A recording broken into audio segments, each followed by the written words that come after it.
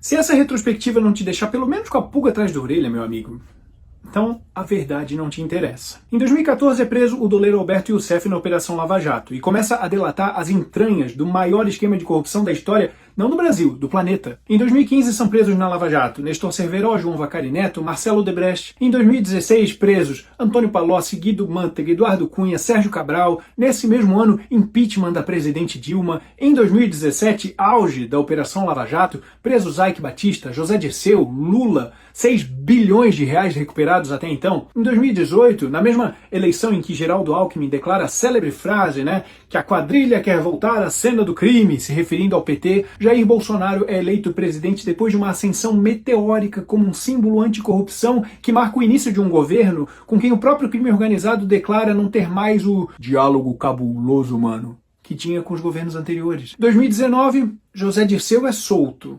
E Lula também deixa a prisão por decisão do STF. 2020, uma série de decisões do STF enfraquecem a Lava Jato. 2021, Moro é declarado parcial nos processos de Lula. E STF anula todas as condenações de Lula e meses depois ainda o torna novamente elegível. Em 2022, Geraldo Alckmin torna-se vice na chapa do partido que 4 anos antes ele mesmo declarou ser a quadrilha tentando voltar à cena do crime.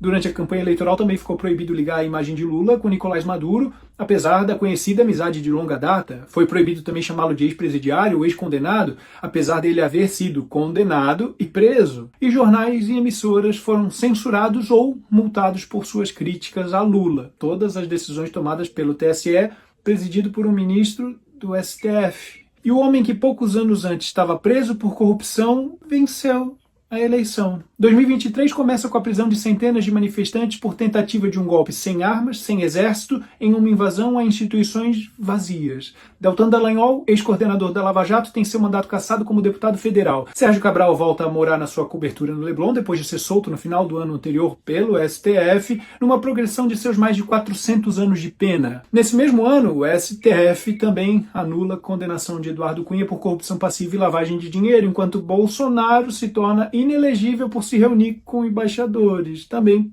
pelo STF. 2024, STF anulou todas as condenações de José Dirceu e todos os atos da Lava Jato contra Marcelo Odebrecht. 2025, Marcelo Bretas, também ex-juiz da Lava Jato, sofre a mais severa punição para um juiz, aposentadoria compulsória. E STF anula todas as condenações de Antônio Palocci, zeradinho. E ainda em 2025, o STF determina a Bolsonaro o uso de tornozeleira eletrônica e proíbe a sua utilização de redes sociais, entre outras medidas, pelo golpe que nunca aconteceu. Você percebe 2 movimentos muito claros em direções opostas? Em um deles, combate à corrupção, PT se esfarela em escândalos, impeachment, empresários políticos presos, réus confessos, bilhões devolvidos e Bolsonaro surgindo como a principal figura antissistema. No outro você vê presos sendo soltos, condenações anuladas, os juízes que os condenaram sendo punidos e Bolsonaro sim se tornando inelegível e na iminência de ser preso. Você entende que para um movimento ser verdade, o outro precisa ser uma série de narrativas falsas? Ou o Bolsonaro era mesmo a peça antissistema, a pedra no sapato, que representa o movimento anticorrupção que deixou muita gente chateada, afinal só no Petrolão são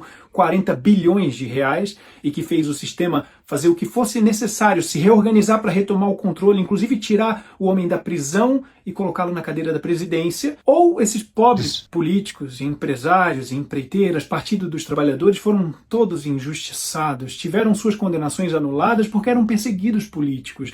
Ninguém roubou a Petrobras e Bolsonaro sim é que fez parte do sistema corrupto que começou a operar há poucos anos, tentando incriminar esses pobres inocentes, prejudicando o Brasil que vinha funcionando às mil maravilhas antes do Bolsonaro aparecer, não é mesmo? Se gostou do conteúdo, me segue em @paulosouza.oficial para ajudar meu trabalho a crescer.